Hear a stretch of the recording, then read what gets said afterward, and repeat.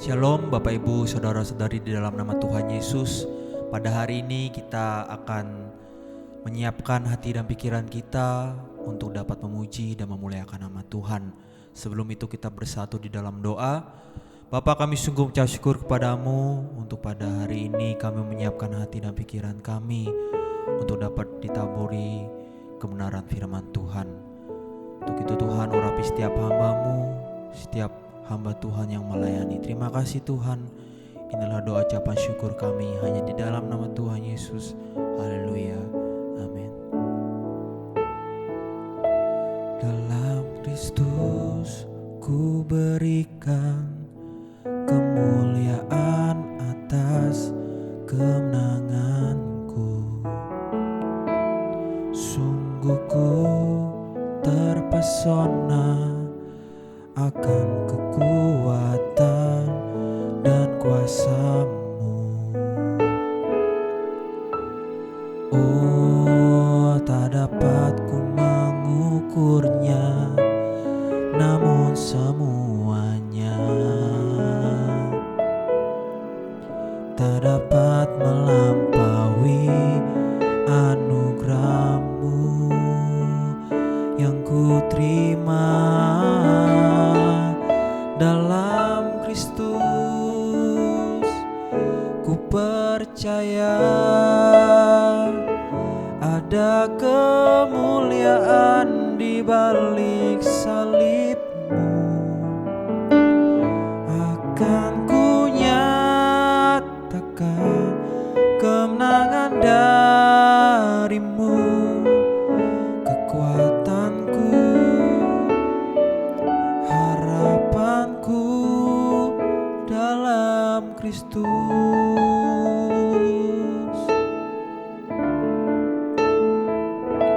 Dalam Kristus ku berikan kemuliaan atas kemenanganku. Sungguh ku terpesona atas kekuatan dan kuasa-Mu.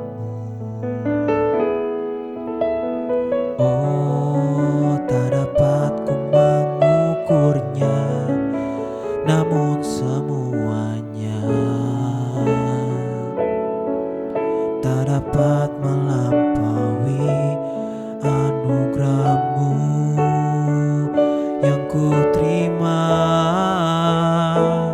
dalam Kristus. Ku percaya ada kemuliaan di balik salib-Mu. Akan ku nyatakan kemenangan dari-Mu, kekuatanku, harapanku dalam Kristus.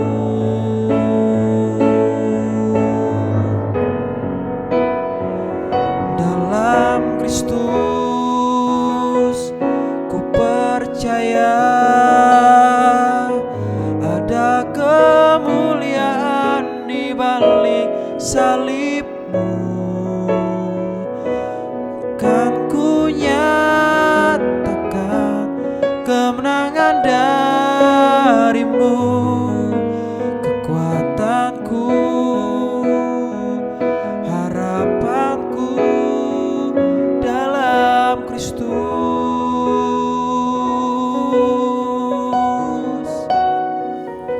Kami sembah Engkau Tuhan, haleluya.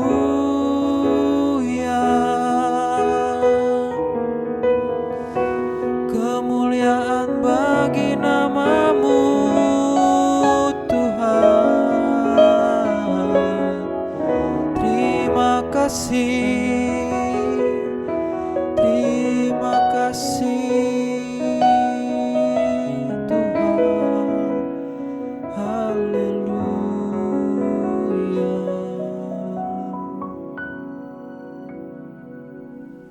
Shalom.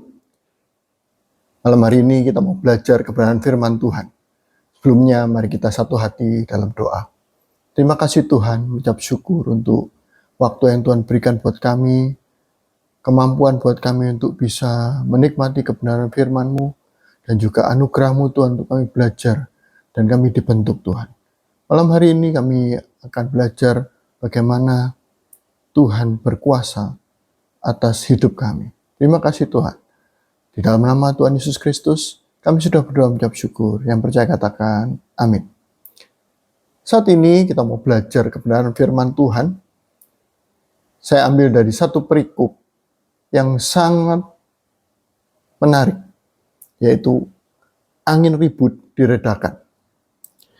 Kita belajar bagaimana Tuhan membentuk hidup kita. Kita ambil dari Markus 4 ayat 35 sampai 41. Mari kita baca sama-sama. Pada hari itu, waktu hari sudah petang, Tuhan Yesus berkata kepada mereka, "Marilah kita bertolak ke seberang." Mereka meninggalkan orang banyak itu, lalu bertolak dan membawa Yesus beserta dengan mereka dalam perahu di mana Yesus telah duduk, dan perahu-perahu lainnya juga menyertai dia. Lalu mengamuklah taufan yang sangat dahsyat, dan ombak menyembur masuk ke dalam perahu, sehingga perahu itu mulai penuh dengan air.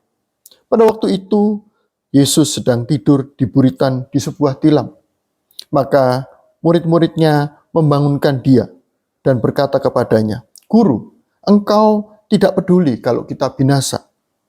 Ia pun bangun dan menghardik angin itu dan berkata kepada danau itu, "Diam, tenanglah." Lalu angin itu reda dan danau itu pun teduh sekali. Lalu ia berkata kepada mereka, "Mengapa kamu begitu takut? Mengapa kamu tidak percaya?" Mereka sangat menjadi takut dan berkata kepada seorang kepada yang lain, "Siapa gerangan orang ini sehingga angin dan danau pun taat kepadanya?" Ayat pegangan firman Tuhan pada malam hari ini, ayat yang ke-39. Ia pun bangun, menghardik angin itu dan berkata kepada danau itu, "Diam, tenanglah." Lalu angin itu reda dan danau itu menjadi teduh sekali. Malam hari ini kita mau belajar lebih dalam bagaimana tempat lokasi, kalau sekarang istilahnya TKP, di zaman sekarang ini. Tempat adalah di Danau Galilea. Danau Galilea kita tahu dikenal dengan namanya Laut Tiberias, Danau Genesaret, atau Yam Kineret dalam bahasa Ibrani. Adalah lokasi yang sangat penting secara geografis, historis, dan religius. Profil geografis dari Danau Galilea kita pelajari lebih dalam. Lokasinya terletak di wilayah Galilea, Israel sebelah utara. Danau ini danau air tawar, bisa diminum, dan dia tidak asin. Danau air tawar terbesar di Israel. Jadi ini bukan berarti langsung diminum, tidak. Tapi bisa menjadi sumber air minum dari Israel saat ini. Dimensinya itu panjangnya 21 kilo. Saudara bayangkan 21 kilo kalau dari Surabaya ke Sidoarjo kurang lebih sama. Nah, lebarnya danau itu 11 sampai 13 km. Berarti sangat lebar. Luasnya sekitar 166 km persegi. Dan kedalaman maksimum di danau itu sampai 43 sampai 46 meter. Berarti begitu dalam danau itu. Ketinggiannya, nah ini ketinggiannya sangat menarik. 211 meter di bawah permukaan laut. Di bawah permukaan laut. Ini menjadikan danau air tawar terendah di dunia. Luar biasa. Danau terendah kedua. Nah, ini danau air tawar pertama, maksudnya terendah di dunia. Dia merupakan danau terendah kedua secara umum setelah Laut Mati. Jadi paling dalam itu setelah Laut Mati, terus kemudian baru Danau Galilea. Nah, sumber air utama dari Danau Galilea ini adalah Sungai Yordan, yang mengalir dari utara, dari kaki Gunung Hermon ke selatan, dan mata air di bawah tanah. Alirannya keluar, terus Sungai Yordan bawah. Jadi dari Sungai Yordan atas masuk ke Galilea, terus ke Sungai Yordan bawah, mengalir menuju Laut Mati. Kondisi cuaca terkenal dengan potensi badai yang mendadak. Ini dikarenakan apa? Jadi udara dingin dari dataran Golan itu ketemu dengan udara panas dari titik yang terendah. Jadi udara panas ketemu dengan udara dingin dari Golan itu terjadi badai. Makanya kita bisa membayangkan kok di danau bisa terjadi badai. Ini saya meneliti, loh kok bisa ya? Kalau kita ke satu danau, loh kan udaranya ya satu macam. Ini terjadi badai karena perubahan cuaca ini. Nah, Danau Galilea adalah latar belakang utama dari banyak kisah terkenal di dalam Alkitab. Seperti pusat pelayanan Kristus. Nah, khotbah di bukit dan terjadi di kota-kota tepi danau, Kapernaum, Bethsaida, Magdala. Di sini terjadi banyak pengajaran-pengajaran Kristus di sekitar danau tersebut. Dan banyak mujizat di danau tersebut. Tuhan Yesus berjalan di atas air. Terus kemudian penangkapan ikan yang luar biasa. Nah, di Lukas 5 ayat 1 sampai 11. Saudara baca langsung sendiri di Yohanes 21 ayat 1 sampai 14. Bagaimana Tuhan Yesus memanggil muridnya juga di tepi Danau Galilea ini. Nah, Petrus, Andreas, Yakobus, Yohanes, mereka nelayan-nelayan yang hebat. Nah, di danau ini. Nah, di situ ada ikan Petrus. Nah, kalau saudara bisa sampai ke Israel, karena izin daripada Tuhan, kita akan menikmati ikan Petrus yang disebut tilapia. Nah, spesies ikan tilapia yang secara lokal dijuluki ikan Santo Petrus. Bentuknya, saudara-saudara, itu seperti ikan mujair. Saya kaget sampai di sana, teman-teman bilang, "Oh, ini kayak ikan mujair." Tapi disajikan seperti steak. Ada kentang, ada buncis, ada macam-macam bentuk steak dengan hot plate gitu. Jadi rasanya memang suasananya akan berbeda dengan hal itu. Nah, ini. Di situ banyak ikan dan sumber air dari Danau Galilea itu merupakan sumber air minum. Tadi saya bilang kan bukan langsung diminum, tapi sumber air minum penting bagi bangsa Israel. Reservoir air minum. Nah, Danau Galilea gambaran dunia ini yang sedang kita nikmati. Dan dunia ini bisa memproses hidup kita. Bagaimana kita belajar lebih dalam lagi. Nah, air Danau Galilea, air di sini bicara tentang tantangan hidup. Angin di dalam, kesulitan, bahkan keraguan yang bisa mengganggu keimanan kita. Tantangan dan bahaya kehidupan, penderitaan dan kesulitan, air yang mengamuk, ombak yang menyembur masuk, melambangkan kesulitan, bahaya, penderitaan, dan ancaman yang dihadapi manusia dalam hidup. Ini air. Nah, singkatnya, air yang bergelora ini adalah alegori atau persamaan atau bayangan dari ancaman, kekacauan, dan krisis yang menguji iman kita. Dan di sini juga ada kapal. Jadi apa alat-alat yang ada di situ? Di dalam cerita, narasi. Kapal gambaran perahu atau tentang sebuah gambaran hidup kita. Nah, kapal di sana, perahu itu merupakan khas di abad pertama di Laut Galilea. Perahu ini bukan hanya sebagai alat transportasi, tetapi juga memiliki makna simbolis yang mendalam. Nah, detail kayunya, cerita ini, jenis kayunya adalah perahu nelayan. Dan karena sebagian besar murid Yesus adalah nelayan, perahu-perahu ini umumnya terbuat dari kayu, memiliki tiang layar dan juga dayung. Meskipun ukurannya bervariasi, perahu yang digunakan untuk menyeberang danau bisa mencapai selusin orang, termasuk Tuhan Yesus. Berarti 12, 13, sampai 15 orang bisa masuk di kapal itu. Nah, makna simbolisnya adalah dalam tradisi kekristenan, perahu ini sering diinterpretasikan sebagai simbol gereja Tuhan.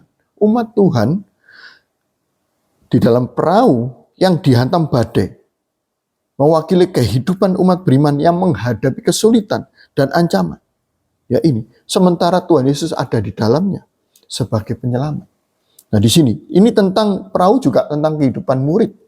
Perahu itu sendiri adalah tempat di mana para murid mengalami iman mereka, mengalami ujian iman di tengah-tengah pergumulan. Badai menguji kepercayaan mereka, badai menguji iman mereka. Dan juga perahu bicara tentang manusia ilahi. Kenyataan bahwa Yesus bisa tidur dengan tenang di tengah badai menunjukkan kedamaian ilahi yang kontras dengan ketakutan murid-muridnya. Nah, kesimpulannya, kapal bisa dialegorikan atau bicara tentang kehidupan.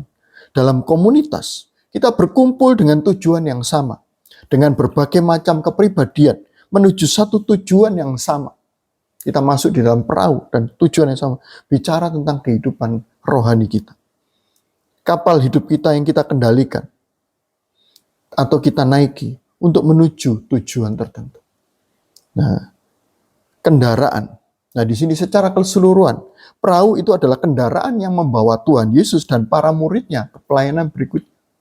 Dan menjadi panggung bagi mujizat yang menunjukkan kuasanya atas alam.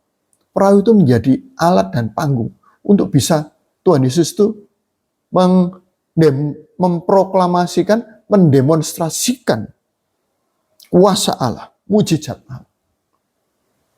Itu bicara perahu. Nah, kita akan mendalami lebih dalam. Yang pertama, di ayat 35, ternyata ajakan Tuhan ke Danau Galilea untuk bertolak ke seberang itu dari Tuhan sendiri. Ayat 35, pada hari itu waktu sudah petang, Tuhan Yesus berkata kepada mereka, marilah kita bertolak ke seberang. Nah, setelah Tuhan Yesus banyak mengajar dari daerah Kapernaum di pesisir barat, Tuhan mengajak menyeberang ke pesisir timur, dari barat menuju ke pesisir timur. Nah, di sini, pesisir timur Danau Galilea dikenal dengan daerah Gerasa. Jadi dari daerah Kapernaum, dia menyeberang ke daerah Gerasa atau Gadara. Di situ. Yang merupakan wilayah non-Yahudi. Jadi kalau daerah Kapernaum itu Yahudi, kalau ini non-Yahudi, kalau dilihat dari map, itu dari ujung barat menjadi ujung timur. Ya, cukup jauh. Nah, penyeberangan ini adalah awal dari kisah Tuhan Yesus menyembuhkan orang yang kerasukan setan di daerah-daerah. Jadi, mereka menyeberang untuk ke daerah Gerasa itu untuk menyembuhkan orang-orang yang kerasukan setan. Nah, pesisir barat dihuni non-Yahudi. Suatu pekerjaan yang lebih besar yang akan mereka kerjakan di sana. Berarti Tuhan mengajak kita menaiki perahu dan menuju Danau Galilea dan melewati Danau Galilea untuk menuju sesuatu yang lebih besar. Justru Tuhan Yesus yang mengajak. Nah, Tuhan tahu apa yang akan terjadi dan pasti ada maksud Tuhan. Nah, ini bicara apa? Kita dibawa dalam kehidupan yang perlu diseberangi dan harus menghadapi badai kepada suatu pekerjaan yang lebih besar di daerah Gerasa untuk mengusir setan, di suatu pekerjaan, satu pelayanan, satu tanggung jawab yang lebih besar. Tuhan mengajak itu. Ini gambaran hidup kita. Ketika kita diproses, dibawa mengarungi danau kehidupan kita, jangan mengeluh dalam hidup ini. Pasti ada maksud Tuhan dalam segala perkara hidup kita. Mari kita ikuti. Nah, yang kedua adalah badai itu nyata. Tetapi Tuhan Yesus ada di dalam kapal. Di Markus 37 ayat 38. Lalu mengamuklah taufan yang sangat dahsyat dan ombak menyembur masuk ke dalam perahu. Sehingga perahu itu mulai penuh dengan air. Pada waktu itu Tuhan Yesus sedang tidur di buritan di sebuah tilam. Maka murid-muridnya membangunkan dia dan berkata kepadanya, Guru, engkau tidak peduli kalau kita binasa. Ayat 37 menggambarkan bahwa perahu itu menjadi penuh dengan air. Karena ombak yang menyembur masuk akibat badai dahsyat itu. Ini menunjukkan betapa gentingnya situasi mereka. Masuk Tuhan, tolong. Air masuk. Artinya mereka sudah tidak bisa mengendalikan kapal hidupnya. Terjadi perubahan. Ketika kita lihat kalau ancaman itu dari luar, badai dari luar, kita nggak pusing. Maksudnya kita masih bisa jalan, kapal masih bisa jalan. Masih kita bisa mengarungi. Tetapi ketika bahaya eksternal itu menjadi bahaya internal dan mengganggu kita, mengganggu mereka, mengganggu hidup kita, kita bisa tenggelam. Ini bicara apa? Gangguan yang dari luar, ketika itu masuk dalam kehidupan kita, bisa mengganggu dan menghancurkan. Maka kita perlu pertolongan daripada Tuhan. Badai itu ada dan pasti ada selama kita hidup. Nah, perlu kita garis bawahi. Selama kita hidup, kita masih bernafas, badai itu pasti ada. Masalah itu pasti ada. Nah, di kondisi dan lokasi dari ayat 38 ini menyebutkan bahwa pada waktu itu Tuhan Yesus sedang tidur di buritan di sebuah tilam. Buritan adalah bagian kapal bagian belakang. Nah, di sini tilam atau bantal menunjukkan bahwa perahu tersebut memiliki tempat tidur atau bantalan yang sederhana di bagian belakang untuk beristirahat. Nah, yang penting Tuhan Yesus ada dalam kehidupan kita. Tuhan Yesus hadir. Tuhan Yesus beristirahat di dalam hati kita. Pelajarannya adalah bagaimana penyertaan Kristus dalam badai. Bahkan ketika kita taat kepada Kristus dan berada dalam perahu yang sama dengan Tuhan, badai, kesulitan, penderitaan, masalah, tantangan akan tetap ada. Tantangan terhadap iman. Peristiwa ini mengajarkan bahwa meskipun kita merasa Tuhan diam atau tidur, badai tetap ada. Tetapi ini yang penting, Tuhan Yesus tetap berdaulat dan memegang kendali kapal kita. Itu yang penting. Badai kehidupan kita hari-hari ini nyata. Rasa takut dan cemas itu boleh. Namun yang terpenting adalah apakah Tuhan Yesus ada di dalam kapal hidup kita? Bahtera hidup kita, keluarga kita, komunitas kita. Konteksnya para murid berkata, "Guru, engkau tidak peduli kalau kita binasa." Mereka membangunkannya karena mereka tidak percaya pada kehadirannya. Lah, sebelumnya kemana? Mereka hanya mengandalkan kekuatannya, kepandaiannya. Mereka adalah nelayan-nelayan yang hebat, tapi mereka mengandalkan itu. Baru ketika sudah tidak mampu, malah menyalahkan Tuhan. Nah, waktu itu Tuhan tenang-tenang aja. Tapi setelah itu, apa yang terjadi? Yang Tuhan tuntut sekarang adalah iman, bukan kepanikan. Pada waktu itu panik. Orang panik tidak dapat menyelesaikan masalah. Malah nambah masalah. Malah ngelokno Tuhan. Nah, ini loh. Tuhan malah dilokno. Menyalahkan orang lain. Nah, kalau panik bisa menyalahkan. Sampai menyalahkan Tuhan. Nah, bagaimana hidup kita? Jangan sampai kita menjadi panik dan justru menyalahkan Tuhan. Bagian yang ketiga. Kekuatan kata-kata Tuhan Yesus di Markus 4 ayat 39a. Lalu Yesus bangun dan berfirman.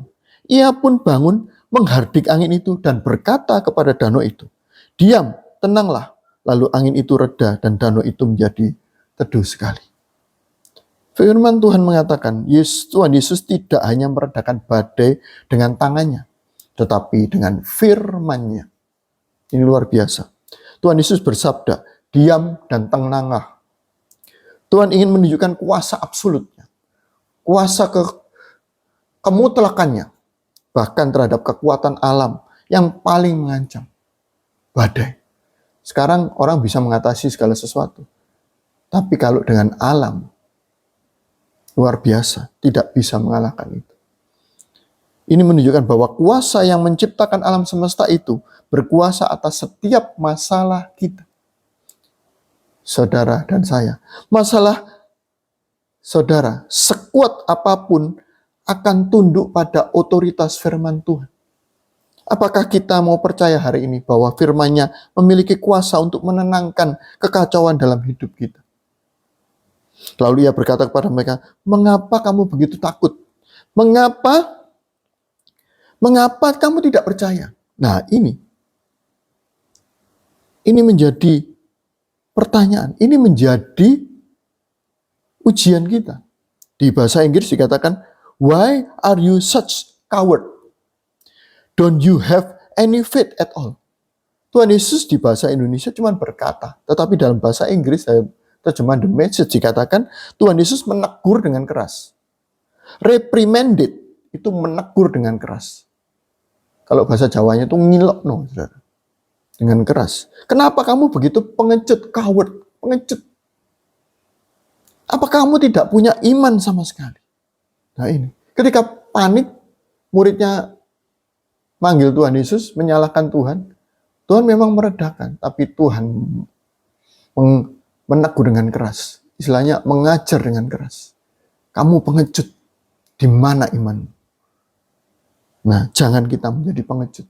Kita punya iman, kita punya Tuhan. Hal ini menguji iman murid-muridnya. Ternyata ketika mereka dibawa ke danau itu menguji iman dari murid-murid Tuhan Yesus. Bukan suatu kebetulan menghadapi ketakutan. Murid panik padahal di dalamnya ada. Dan mereka pun itu nelayan-nelayan terkenal. Tuhan ingin mereka lebih takut. Nah, ketika mereka takut terhadap badai, terhadap ujian, terhadap tantangan, dan mereka panik nggak bisa mengandalkan kemampuannya, mereka menjadi takut terhadap badai itu. Tapi Tuhan ingin mereka lebih takut kepada Tuhan daripada takut kepada badai kehidupan. Makanya yang ayat 41 tadi dikatakan, siapa ya orang itu? Mereka menjadi takut. Supaya mereka tidak mengandalkan manusia, tidak mengandalkan kekuatannya, kepintarannya. Nah, ini tujuan daripada Tuhan. Teguran keras ini mengingatkan kita, di mana iman kita ketika kita menghadapi badai. Di mana iman kita? Ini kenyataan hidup kita. Hari ini kita diingatkan, apa kita tidak punya iman? Firman Tuhan begitu dalam, mengingatkan kita. Kuasa Tuhan mampu berkuasa atas semuanya. Filipi 4 ayat 13, segala perkara dapat kutanggung di dalam Dia yang memberikan kekuatan kepadaku. Ini luar biasa. Dan hasil akhirnya, kedamaian yang melampaui pemahaman. Badai berakhir bukan hanya reda, tetapi menjadi ketenangan yang luar biasa. Lalu langit itu reda dan danau itu menjadi teduh sekali. Pada intinya Tuhan membawa para murid ke danau Galilea bukan hanya untuk menyeberang, tetapi untuk mengungkapkan kemuliaan dan kuasanya untuk mengajar mereka untuk percaya sepenuhnya, bahkan di tengah situasi yang paling mengancam. Mengungkapkan kuasa dan kemuliaan Tuhan, serta mengajar mereka untuk percaya sepenuhnya. Danau Galilea mengungkapkan kemuliaan, kekuasaan, dan mengajar hidup kita. Tuhan Yesus mau itu. Meskipun hidup kita ditimpa badai, itu adalah keyakinan. Mari kita, iman kita menjadi teguh dalam Yesus, sang penguasa badai yang sedang menjaga kita, dan kita akan baik-baik saja di dalam Dia. Saudara-saudara, badai pasti datang, namun kita memiliki juru selamat yang memegang kendali. Jangan fokus pada ketinggian ombakmu, masalahmu. Fokuslah pada siapa yang ada bersama kita di dalam perahu. Akui badai itu. Jujur kepada Tuhan tentang apa yang membuat kita takut, membuat ujian hidup kita. Bangunkan Tuhan Yesus. Berdoalah dengan sungguh-sungguh. Ingatkan Dia akan janjinya. Dan serahkan kendali. Ucapkan dengan iman, Tuhan, aku percaya Engkau di sini. Diamlah, hai badai, dalam hidupku. Mari kita undang Tuhan Yesus masuk.